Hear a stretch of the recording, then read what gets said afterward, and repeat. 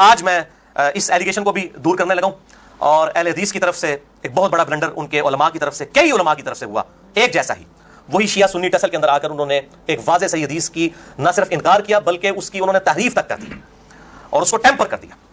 ظاہر ہے کہ جب آپ حدیث آدھی لکھیں گے تو ظاہر دل ماننے سے انکار کریں گے، اور پھر آدھی لکھ کے پھر اس کو بھی آگے سے تعریف کر دیں گے، بدل دیں گے، تو ظاہر ہے کہ ہم پھر یہی بات کریں گے۔ حتیٰ کہ 1995 میں جب میں انجینئرنگ یونیورسٹی کے پہلے سال میں پڑھتا تھا، مجھے پہلی دفعہ یہ بات پتہ چلی کہ دنیا میں ایسے لوگ بھی موجود ہیں جو یزید کو رحمہ اللہ کہتے ہیں اور حسین کو نعوذ باللہ باغی کہتے ہیں۔ استغفر اللہ و اتوب الیہ ولیعوذ باللہ تعالی۔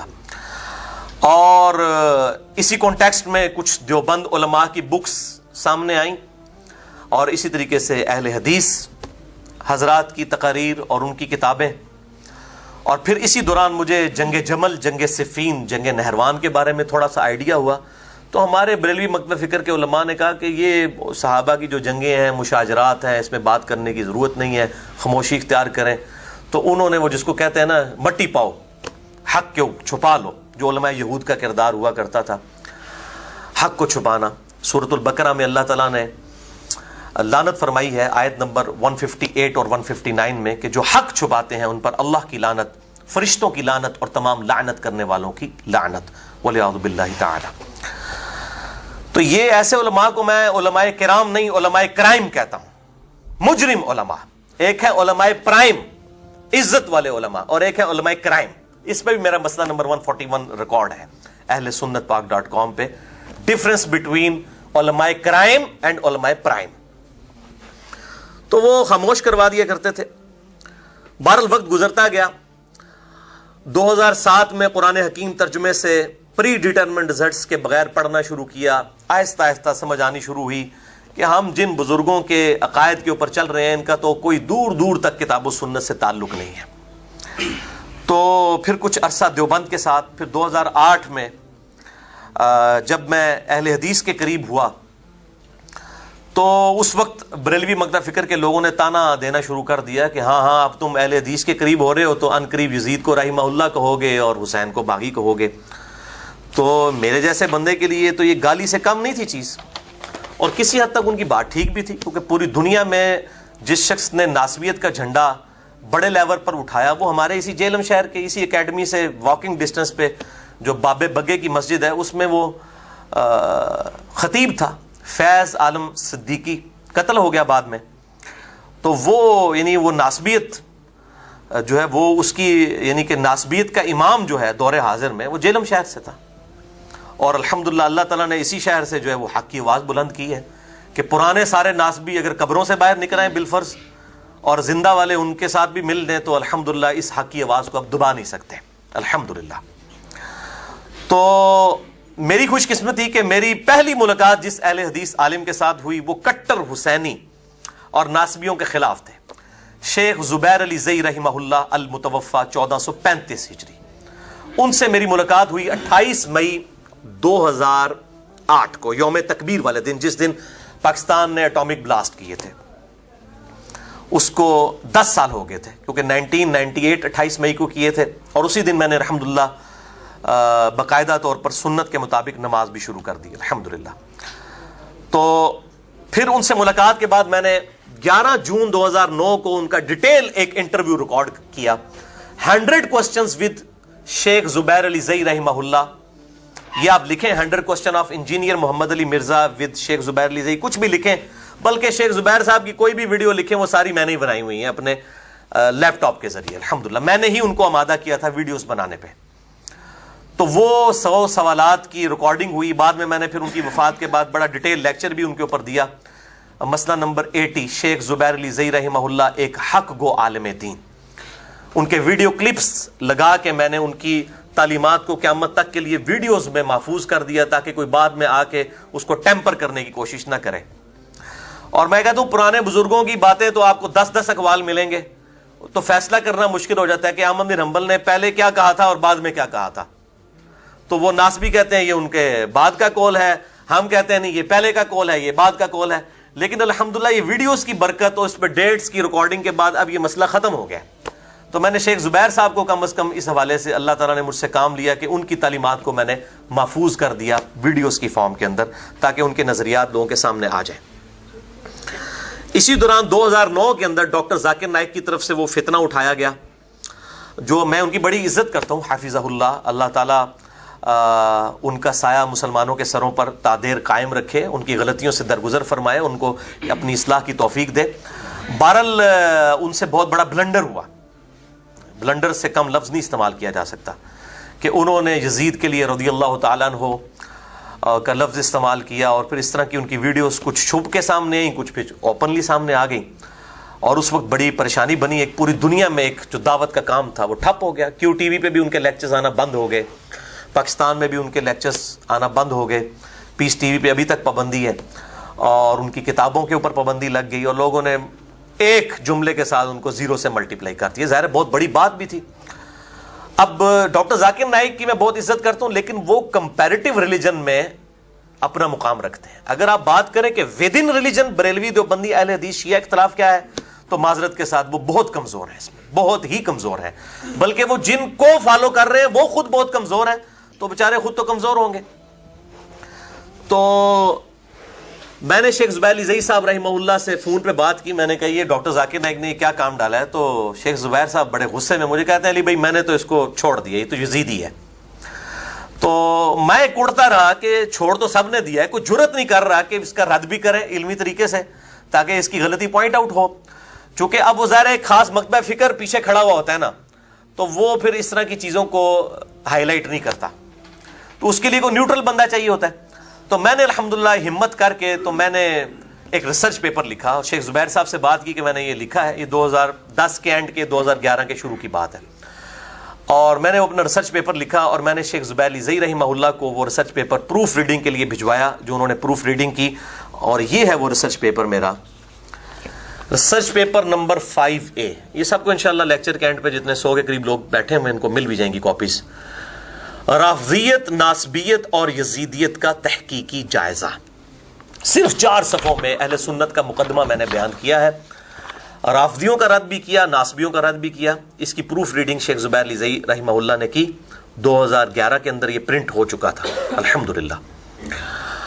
اور اس کے بعد جب یہ پرنٹ ہوا، شیخ زبیر صاحب نے مجھے فون پہ کہا کہ جی مجھے 50 کاپیاں دیں، میں نے ان کو 50 کاپیاں بھی اس کی بھجوائیں، تاکہ وہ اپنے قریبی لوگوں تک اس کو پہنچا سکیں۔ اس کے بعد پھر میں نے ہمت کی کہ ویڈیو ریکارڈنگ میں اس بات کو لایا جائے۔ اس وقت تو ہمیں شاید دنیا میں سینکڑوں لوگ ہی جانتے تھے، الحمدللہ اب تو لاکھوں میں لوگ جانتے ہیں۔ تو یہ ایگزیکٹ 5 سال پرانی بات ہے۔ آج 13 اور 14 محرم الحرام 1438 ہجری کی درمیانی رات ہے، اور وہ تھی 14 اور 15 محرم الحرام 1433 ہجری کی درمیانی رات، 10 دسمبر 2011۔ آج ہے 5 اکتوبر 2016۔ ایگزیکٹ قمری اعتبار سے یہ 5 سال پہلے کی بات ہے۔ میں نے اپنا وہ شورا آفاق لیکچر ریکارڈ کروایا، حسینیت اور یزیدیت کا تحقیقی جائزہ، تقریباً 2.25 گھنٹے کی گفتگو تھی۔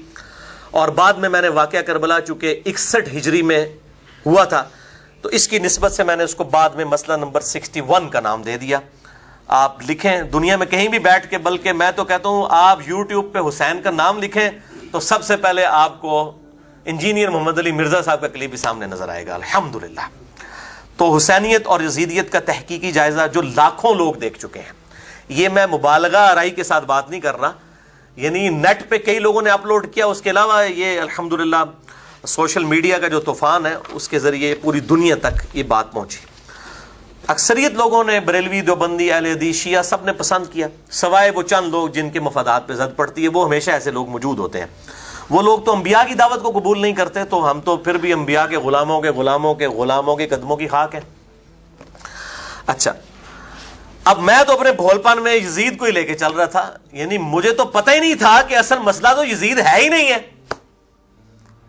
اصل مسئلہ تو ملوکیت ہے۔ یہ تو پتہ ہی نہیں تھا کہ اس کو ڈیپ ڈگ کریں گے تو اصل چیز سامنے کیا آئے گی، اصل بنیاد کیا ہے وہ تو مجھے پتہ ہی نہیں۔ لیکن واللہ خیر الماکرین، یعنی مجھے دھکا دے دیا کسی نے اسی معاملے میں کہ نہیں جی نہیں، آپ تو جو ہے وہ حضرت معاویہ بن ابی سفیان رضی اللہ تعالیٰ عنہ کے فیصلے کو چیلنج کر رہے ہیں یزید والے۔ تو میں نے بھی ایک دفعہ سوچنا شروع کیا، میں نے کہا یہ انہوں نے اس امت کے اوپر یہ تحفہ مسلط کیا ہے. تو بس یہاں سے میری تحقیق مزید شروع ہو گئی, ڈیپ کرنا. واللہ خیر الماکرین, اللہ کی خفیہ تدبیر. اللہ تعالیٰ شر میں سے خیر اور خیر میں سے شر نکالتا ہے. تو یہ شر جو تھا میرے خلاف, یہ میرے لیے خیر کا سبب بنا. تو میں نے مزید تحقیق کرنا شروع کی, اور پھر میں نے اسی ریسرچ پیپر نمبر 5A کا ضمیمہ لکھا, ریسرچ پیپر نمبر 5B, واقعہ کربلا کا حقیقی پس منظر 50 صحیح الاسناد احادیث کی روشنی میں اہل سنت کی کتابوں سے. کیونکہ ظاہر ہے کہ وہ جب بیچ میں معاملہ بگڑنا شروع ہوا, مجھے مجبوراً یہ لکھنا پڑا. یعنی مجھے تو دھکا دیا گیا اس مسئلے میں, اللہ کی قسم میری تحقیق ہی نہیں تھی ان چیزوں پہ.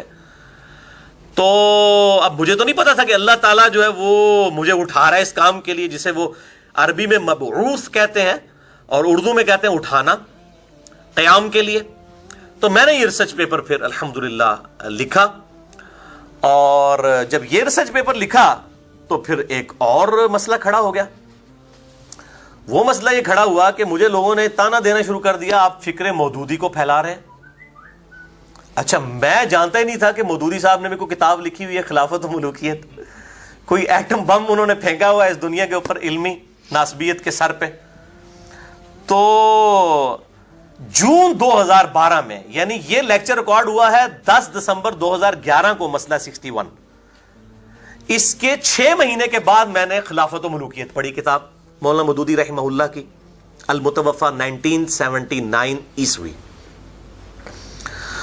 تو مجھے بڑا حوصلہ ہوا کہ میں نے یہ جو احادیث جمع کی ہیں یہ تو بالکل فٹ اینڈ بیٹھ رہی ہے وہ چیز. آج میں اس ایلیگیشن کو بھی دور کرنے لگا ہوں, اور اہل حدیث کی طرف سے ایک بہت بڑا بلنڈر ان کے علماء کی طرف سے, کئی علماء کی طرف سے ہوا ایک جیسا ہی. وہی شیعہ سنی ٹسل کے اندر آ کر انہوں نے ایک واضح صحیح حدیث کی نہ صرف انکار کیا بلکہ اس کی انہوں نے تحریف تک کر دی اور اس کو ٹیمپر کر دیا. ظاہر ہے کہ جب آپ حدیث آدھی لکھیں گے تو ظاہر ہے دل ماننے سے انکار کریں گے, اور پھر آدھی لکھ کے پھر اس کو بھی آگے سے تحریف کر دیں گے, بدل دیں گے. تو ظاہر ہے کہ ہم پھر یہی بات کریں گے. بہرحال کوشش یہی ہے کہ علمی اصلاح کی جائے, فتویٰ بازی والی بات نہیں ہے. اور اسی ٹاپک کی سینسٹیوٹی کے پیش نظر میں نے آج پہلی دفعہ ایسا کیا ہے کہ میں تمام اوریجنل بکس ساتھ لے کر آیا ہوں, اور میں وہ ریکارڈنگ میں دکھاؤں گا تاکہ کسی کو شک و شبہ باقی نہ رہے. اور یہ میں اہل حدیث کی جو عوام ہے خصوصاً ان سے مخاطب ہوں جن سے مجھے خیر کی سب سے زیادہ امید ہے as compare to Barelvi, Deobandi اور شیعہ کے, کہ آپ کے علماء جو ہیں ان کے اندر کس طریقے سے اس طرح کی ناسبیت پائی جاتی ہے چھپی ہوئی, اور پھر جب فنڈنگ ہونی شروع ہوتی ہے اس کے بعد وہ پھر کھل کر سامنے آتی ہے. تو یہ مقصد کسی کو ذلیل کرنا نہیں ہے, مقصد صرف حق بتانا ہے. اس کے بعد ہم یہ امید کرتے ہیں کہ اہل حدیث کی عوام اپنی علماء سے ریٹن میں اس کا رجوع کروائے گی اور اپنی اصلاح کروائے گی. ادروائز پھر سمجھ لیں کہ جو ہم رونا روتے ہیں کہ مولوی جڑے نا وہ پاویں کسی فرقے دے بھی ہون نا وہ ایک جہی ہوندے نے, مولوی مولوی ہے, ٹھیک ہے جی. تو لیکن ہم کوشش کریں گے کہ حق بات کو اس حوالے سے واضح کریں. بھائیو, سورۃ البقرہ کی آیت ہے 85 نمبر, اعوذ باللہ من الشیطان الرجیم, بسم اللہ الرحمن الرحیم. علماء یہود کو اللہ تعالیٰ نے ٹونٹ کیا ہے, تانا دیا ہے. افتؤمنون ببعض الکتاب وتکفرون ببعض, کیا تم کتاب کے کچھ حصے کو مانتے ہو شریعت کے اور کچھ حصے کو چھوڑ دیتے ہو؟ کتاب شریعت کے لیے بھی آتا ہے اور بک کے لیے بھی آتا ہے. پھر اللہ تعالیٰ نے فرمایا کہ اس کی جزا اس کے سوا کچھ نہیں کہ دنیا میں ذلت تمہارا مقدر ہو اور آخرت میں شدید عذاب کی طرف تمہیں لوٹایا جائے. وَلِعَوْذُ بِاللَّهِ تَعَالَى, اور اللہ تعالیٰ تمہارے اعمال سے غافل نہیں ہے. سورۃ البقرہ آیت نمبر 85. اب یہی علماء یہود والی خرابیاں اس امت میں بھی آئیں. صحیح بخاری اور مسلم کی متفق علیہ حدیث ہے. بخاری میں 3456 اور صحیح مسلم میں 6781, مشکات میں بھی موجود ہے 5361 انٹرنیشنل نمبر کے مطابق, کہ آپ صلی اللہ علیہ وآلہ وسلم نے ارشاد فرمایا تم بھی اگلے لوگوں کے پیچھے چل پڑو گے قدم بقدم بالشت بر بالشت, حتیٰ کہ اگلے لوگوں میں سے کوئی گوہ کے سوراخ میں داخل ہوا تو تم بھی وہی کام کرو گے. صحابہ کرام علیہم رضوان نے پوچھا یہ اگلے لوگوں سے مراد کیا یہود و نصارہ ہیں؟ آپ نے فرمایا اگر وہ مراد نہیں تو اور کون مراد ہے؟ یعنی یہود و نصارہ کے علماء کی خرابیاں اور ظاہر خرابیاں علماء سے ہی پبلک میں آتی ہیں، سیم اس امت میں بھی آئیں گے۔ تو یہ معاملہ جو ہے وہ تمام مکاتب فکر کے اندر اس حوالے سے پایا جاتا ہے۔ اب میں اس حوالے سے گرفت کروں کہ جو اہل حدیث علماء ایک کرتا دو کرتے تو ہم کہتے یہ حادثہ ہے، جب سارے یہ کام شروع کر دیں ایک خاص ایشو کے بارے میں تو پھر ہم کہیں گے یا تو چھپی ہوئی ناسبیت ہے ان کے اندر، یا ان کو فنڈنگ اس اعتبار سے ہو رہی ہے کہ وہ دین کے اس حصے کو چھپانا چاہتے ہیں۔ شیعہ سنی کنفلکٹ کے اندر آ کے چاہے وہ اہل سنت کی کتابوں میں بھی حدیثیں موجود ہیں، بخاری اور مسلم میں بھی ہیں، اس کو وہ تحریف کرنے پر آمادہ ہو جاتے ہیں، وَلِعَوْذُ بِاللَّهِ تعالی۔ تو یہ پہلا حوالہ میں دینے لگا ہوں۔ اہل حدیث علماء میں top of the list Pakistan میں ان سے بڑا کوئی تحریر کے اعتبار سے عالم دین نہیں ہے اس وقت۔ تمام موضوعات پہ ان کی درجنوں کتابیں ہیں، میں پرسنلی بہت عزت کرتا ہوں، میں نے کئی چیزیں ان کی کتابوں سے سیکھی بھی ہیں، اور وہ ہے محمد اقبال کیلانی صاحب، جو عبد الرحمن کیلانی رحمہ اللہ، جن کی میں دل سے عزت کرتا ہوں، ان کے بھتیجے ہیں۔ یہ میرے بھائیوں ان کی کتاب ہے محمد اقبال کیلانی صاحب کی، بے شمار کتابیں ہیں ہر ٹاپک پہ، روزوں کے مسائل، درود شریف کے مسائل، اسی طریقے سے عذاب قبر کے سے ریلیٹڈ، قیامت سے ریلیٹڈ۔ یہ ہے ان کی کتاب فضائل قرآن مجید، اور اس کا صفحہ ہے 110، صفحہ نمبر 110۔ فضائل قرآن لکھ رہے ہیں، صفحہ نمبر 110 پہ انہوں نے غدیر خم کی جو حدیث صحیح مسلم میں ہے وہ آدھی لکھی ہے۔ یہ سامنے رکھیں تھوڑی دیر تاکہ جس نے پڑھنا ہو تو وہ پڑھ لے، یہ پورا پیج نظر آئے یہ والا۔ انہوں نے حدیث لکھی کہ آپ صلی اللہ علیہ وسلم نے ارشاد فرمایا، آگاہ ہو جاؤ کہ میں اپنے بعد دو بھاری چیزیں تم میں چھوڑ کر جا رہا ہوں۔ اسے حدیث ثقلین بھی کہتے ہیں، بھاری چیزوں والی۔ ان میں سے پہلی چیز اللہ کی کتاب ہے، اس میں ہدایت ہے، اس میں نور ہے۔ تم اللہ کی کتاب کو پکڑو، اپنا تعلق اس کے ساتھ مضبوط کرو۔ اللہ کی کتاب اس کی رسی ہے، جو اس کو پکڑے گا ہدایت پر ہوگا، جو چھوڑ دے گا گمراہ ہو جائے گا۔ پھر دوسری چیز فرمایا، میرے اہل بیت ہیں، میں اپنے اہل بیت کے بارے میں تمہیں اللہ کا خوف دلاتا ہوں۔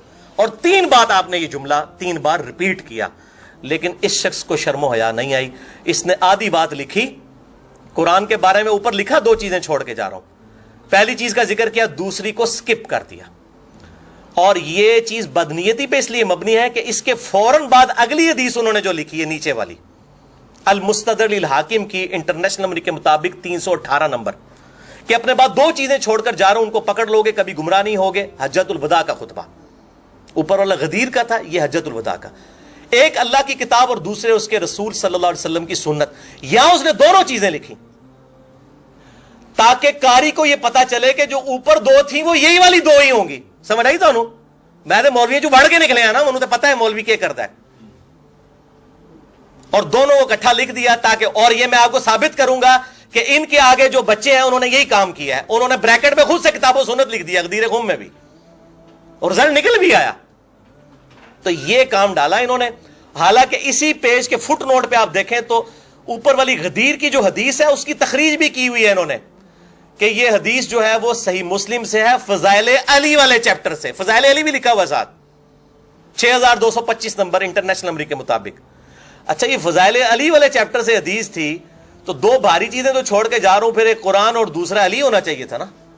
تو قرآن لکھا اور اہل بیت کو سکپ کر دیا، حالانکہ نبی صلی اللہ علیہ وسلم کیا کہہ رہے تھے، 3 دفعہ فرمایا میں اللہ کا خوف دلاتا ہوں میرے اہل بیت کے ساتھ حسن سلوک کرنا، لیکن شرم و حیا نہیں آئی۔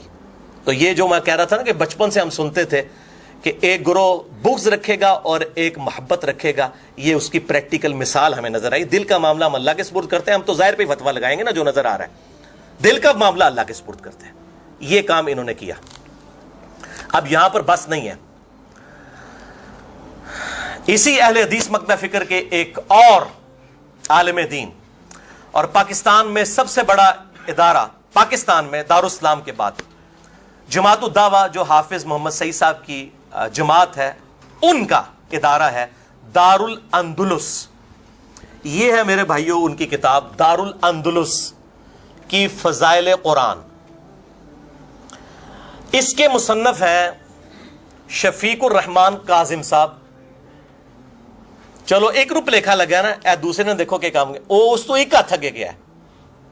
انہوں نے کیا کیا, ان کی کتاب فضائل قرآن کے صفحہ نمبر 66 پہ آپ دیکھیں, یہ بھی ذرا کلوز کریں جی, یہ والا پیج. انہوں نے بھی سیم وہی حرکت کی کہ اوپر لکھی غدیر خون کی حدیث, اپنے بعد 2 بھاری چیزیں چھوڑ کر جا رہا ہوں, لیکن یہ چونکہ ایک سٹیپ آگے گئے, انہوں نے وہ 2 بھاری چیزیں چھوڑ کے جا رہا ہوں نا, بھاری کے آگے بریکٹ میں لکھ دیا کتاب و سنت. ان میں سے پھر آگے لکھا پہلی چیز اللہ کی کتاب ہے, اس میں ہدایت ہے, اس میں نور ہے, دوسری چیز لکھی کوئی نہیں, اور اوپر بریکٹ میں خود سے مولوی نے ڈال دیا کتاب و سنت, دوسری چیز اہل بیت تھی. یہ تعریف ہے کہ نہیں, مجھے ایمانداری سے بتائیں قاسم بھائی, ٹھیک ہے, تعریف ہے کہ نہیں کہ اس حدیث میں الفاظ تھے کتاب و اہل بیت, اور 3 بار کہا اللہ سے ڈر جاؤ, نہیں ڈریا مولوی, کتاب و سنت خود سے لکھ دیا. اور اس نے بھی نیچے تخریج کی ہوئی ہے فٹ نوٹ پہ, صحیح مسلم باب فضائل علی حدیث نمبر 6225. تو اس کا کیا مطلب ہے, اس کو پتا نہیں ہے کہ فضائل علی میں سے تھی حدیث. اور اس نے بھی وہی چلاکی کی جو اقبال کیلانی صاحب نے کی, اس کے فوراً بعد حدیث جو ڈال دی وہ حدیث امرین, اپنے بعد 2 چیزیں چھوڑ کر جا رہا ہوں, حدیث ثقلین 2 بھاری چیزیں, اور حدیث امرین 2 حکم چھوڑ کے جا رہا ہوں, ایک کتاب اللہ اور سنت. اور تاکہ پتہ چل جائے کہ یہ وہی 2 ہی حدیثیں ہیں, 2 الگ الگ طریق ہیں, حدیث ایک ہی ہے. اور مولویوں اللہ نے تواڈے تے بلاواں چھڑ دتیاں نے, ہن اے تواڈے فراڈ نہیں چلنے, ٹھیک ہے. چلیں یہ 2 کتابیں ہو گئی, اس پہ بھی تر رہا. تیسری کتاب سنیں, جیڑا کٹو ہی لال جے, پنجابی کہتے ہیں جیڑا کٹو ہی لال. یہ جناب تیسری کتاب, یہ دور حاضر میں اقبال کیلانی صاحب کے مقابلے پہ ایک نوجوان لڑکا اٹھا ہے, مجھ سے عمر میں 2 سال وہ چھوٹا ہے, عمران ایوب لاہوری, جماعت الدعوہ سے اس کا بھی تعلق ہے. اس کی بہت کتابیں آ رہی ہیں ہر ٹاپک پہ, بڑی اچھی کتابیں لکھتا ہے, میں مطلب اس کی جو اچھی بات اس کی تعریف کروں گا. اس نے بھی کتاب لکھی فضائل قرآن کی کتاب, ٹھیک ہے جی, اور یہ چھپی ہوئی ہے فقہ الحدیث پبلیکیشن کی طرف سے. اس کتاب کے صفحہ نمبر 64 پر اس نے سیم وہی حرکت کی جو ان کے اپنے علماء نے کی. ظاہر ہے وہ ایک ہی, مطلب ظاہر ہے وہ ایک ٹرینڈ ہے نا جی, وہ ٹرینڈ انہوں نے تو مطلب اہل بیت جدھر مرضی جائیں انہوں نے تو شیعہ کو نیچے دکھانا ہے, چاہے اپنا منہ چپیڑے مار کے سرخ کرنا پڑے. تو انہوں نے بھی اوپر غدیر خم کی حدیث لکھی, صحیح مسلم کی, اپنے بعد 2 چیزیں چھوڑ کے جا رہا ہوں, 2 بھاری چیزیں. پہلی چیز لکھی قرآن, دوسرا سکپ کر دیا, اور ساتھ پھر فوراً دوسری نیچے حدیث لکھ دی, وہی 2 امرین والی حدیث لکھ دی کتاب اللہ اور سنت, تاکہ پتہ چلے کسی کے دماغ میں خیال بھی آئے نا تو کہے گا اوپر. اور میں اس بندے کو, میں نے آج سے تقریباً 1.5-2 سال پہلے فون کیا خود عمران ایوب لاہوری کو, اور میں نے کہا یہ اپنا صفحہ تم پڑھو, یہ تم نے کیا لکھا ہے. کہتا ہے جی ہاں یہ 2 چیزیں. میں نے کہا یہ پتا تمہیں دوسری چیز کیا ہے. کہتا ہے جی سنت ہی ہوگی, اے کتاباں میں لکھ دے جے. آدھے ہوئے علی کے پاس ڈگری نہیں, او تواڈے ڈگری والے سارے کٹھے ہو جان مرے ہوئے زندہ, آئنسٹائن کا مقابلہ نہیں کر سکتے. آئنسٹائن اور نیوٹن کو ڈگری لینے کی ضرورت نہیں ہوتی. یہ ڈگریاں تے آئنسٹائن اور نیوٹن اتنے پی ایچ ڈیاں ہوندیاں نے, ڈگری نہیں ہے. اے ڈگری والے دا حال تسی ویکھ لو. کہندا جی سنت ہی ہوگی. میں کہا تھلے تخریج ویکھ, اس کے نیچے بھی تخریج ہوئی ہے باب فضائل علی. تو تیرے دماغ میں نہیں یہ بات آئی یہ کتاب اللہ اور سنت میں فضائل علی کہاں سے آ گیا باب؟ یہ تو 5ویں کلاس کے اسٹوڈنٹ کو بتایا نا, باب کا نام فضائل علی ہے تو علی کا نام ہونا چاہیے نا, وہ اہل بیت کے بارے میں تھا. یہ جناب آپ کو میں نے 3 حوالے بتائے ان کے, یہ دور حاضر کے. اور یہ نہ سمجھیے گا کہ یہ مطلب ان لوگوں کے حوالے ہیں, مطلب یہ پرانے بزرگ بھی یہی کام کرتے رہے. اور میں اس میں پڑھوں گا انا للہ و انا الیہ راجعون, اور لعنت اللہ علی الکاذبین, جھوٹوں پر اللہ کی لعنت ہو, قرآن حکیم نے کی ہے سورہ ال عمران آیت نمبر 61 میں. یہ کام پرانے بزرگ بھی کرتے رہے ہیں. امام ابن تیمیہ المتوفا 728 ہجری, جن کو شیخ الاسلام کہتے ہیں, اسی مکتبہ فکر کے لوگ, انہوں نے بھی منہاج السنہ میں اپنا حصہ ڈالا ہے. اور اسی حدیث جو حدیث متواتر ہے من کنت مولاہ فہذا علی مولاہ, اس کا انکار کیا, گرچہ ایک جز کا انکار کیا. کہتے ہیں جز کا انکار کیا ہے. میرے بھائیوں دیوبندیوں نے کتابیں لکھی ہیں نا نماز محمدی پہ, وہ صحیح مسلم سے حدیث لے کے آتے ہیں مالک بن حویرث کی, کہ نبی صلی اللہ علیہ وسلم جب نماز شروع کرتے تو دونوں ہاتھ کانوں تک اٹھاتے. بس اتنی حدیث لکھتے ہیں اور کہتے ہیں دیکھو ہم بھی کانوں تک اٹھاتے ہیں. اور آگے پتہ کیا لکھا ہے جب رکوع میں جانے لگتے تو کانوں تک اٹھاتے, اور جب رکوع سے سر اٹھاتے تو کانوں تک اٹھاتے, یہ حصہ اسکپ کر جاتے ہیں بیچ میں سے. تو آدھی حدیثیں امام ابن تیمیہ صاحب آپ سے جو آج کے لوگ ہیں, پچھلے آدھی حدیثیں تو ساری مانتے آئے ہیں, پوری حدیث ماننا بڑا مشکل کام ہے جی. آدھی حدیث مانی ہے, آدھی کا انکار کیا ہے. اچھا جی, حدیث کا تو انکار ہی ہے, چاہے آدھی کا ہو. افتؤمنون ببعض الکتاب وتکفرون ببعض. اب یہ سنیں, دور حاضر میں پھر شیخ ناصر الدین البانی رحمہ اللہ المتوفا 1999 عیسوی, جن کو میں دور حاضر میں رحمہ اللہ فوت ہو چکے ہیں, اہل بیت کی محبت کا امام مانتا ہوں. اور میں نے اب البانی صاحب کے جتنے والے دیے نا, آپ میرا یہ جملہ ویڈیو میں ریکارڈڈ موجود ہے, ان قریب سب سے زیادہ نٹوریس پرسنالٹی اہل حدیث کے ہاں البانی صاحب بن جائیں گے, کیونکہ وہ اتنے محب اہل بیت تھے کہ نہ وہ جمل, صفین, نہروان, بنو امیہ کی بدماشیاں وہ کھل کے لکھتے تھے السلسلۃ الصحیحہ میں.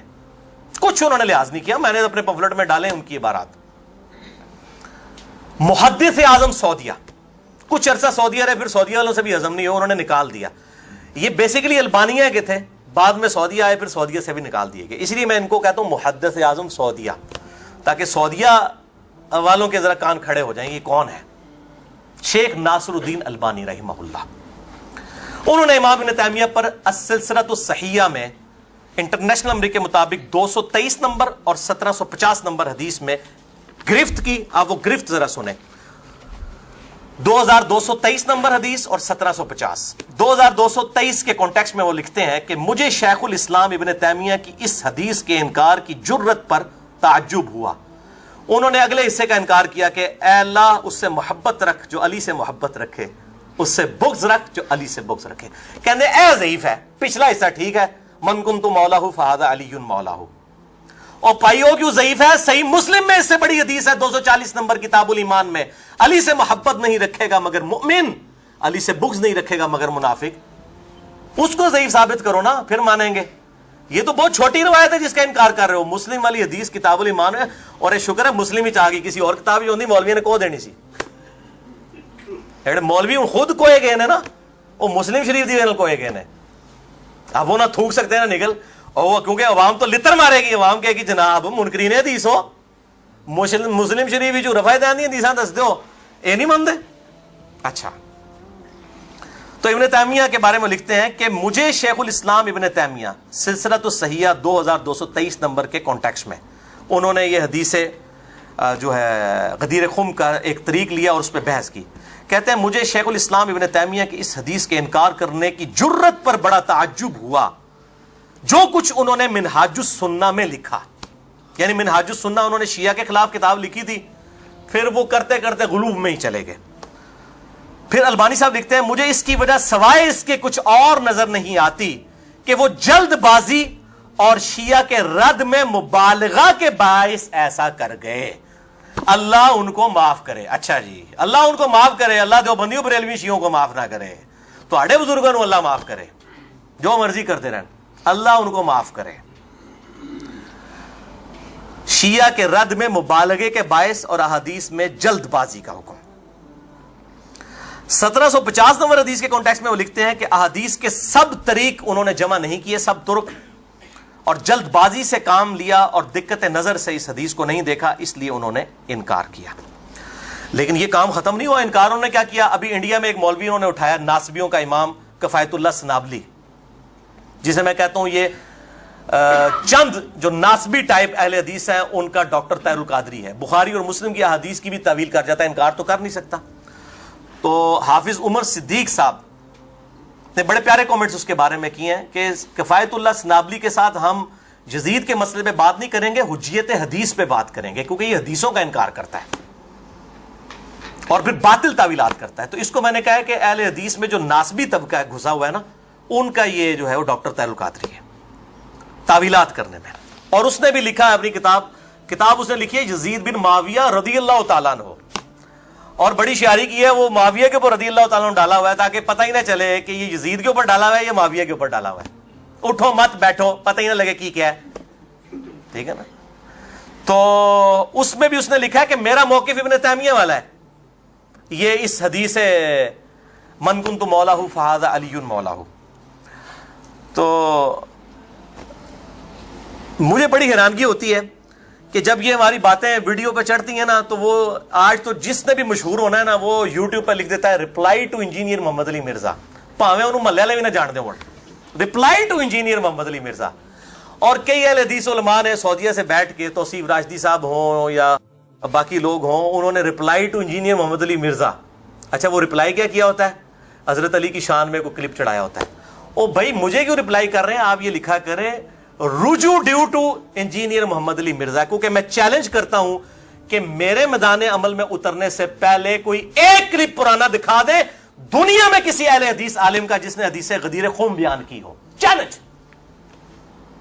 تو رپلائی ٹو منو کیوں پہ کر دے ہو تسی چھپانے سے ہو حدیثاں ہن مجبوراً بیان کرنی ہے پیندیاں نے. رپلائی ٹو کیوں کیا کرو, رجوع ڈیو ٹو انجینئر محمد علی مرزا. اور پھر آدھے آدھے کلپ اٹھا کے اپنا ہی لقمہ اس کے منہ میں ڈالنے کی کوشش کرتے ہیں. اور پھر الحمدللہ اللہ کے شعر ہر جگہ لوگ نیچے کمنٹس کر دیتے ہیں کہ جناب آپ نے جعلی کام کیا ہے. ٹھیک ہے. اور کئی لوگوں نے لکھا تھا ہاں اب علی بھائی کی وجہ سے آپ نے بھی مولا علی کہنا شروع کر دیے, کل تک تے مولا نو شرک سمجھتے سو, ہوں تو ہی سمجھ آ گئے مولا دے دو معنی ہوندے نے. تو یہ صرف جو آپ کے اندر یہ معاملات ہوئے, لیکن ہم اپریشیٹ کرتے ہیں الحمدللہ, حق بات کو قبول کرتا ہے, بہت اچھی بات ہے. لیکن برائے مہربانی اس کا نام رپلائی ٹو انجینئر محمد علی مرزا نہ کریں, لکھیں رجوع ڈیو ٹو انجینئر محمد علی مرزا. آپ نہیں بھی لکھیں گے تب بھی یہ صدقہ جاری ہے مجھے ہی ملنا ہے, بے فکر ہے, اللہ نے تو پتا ہے نا.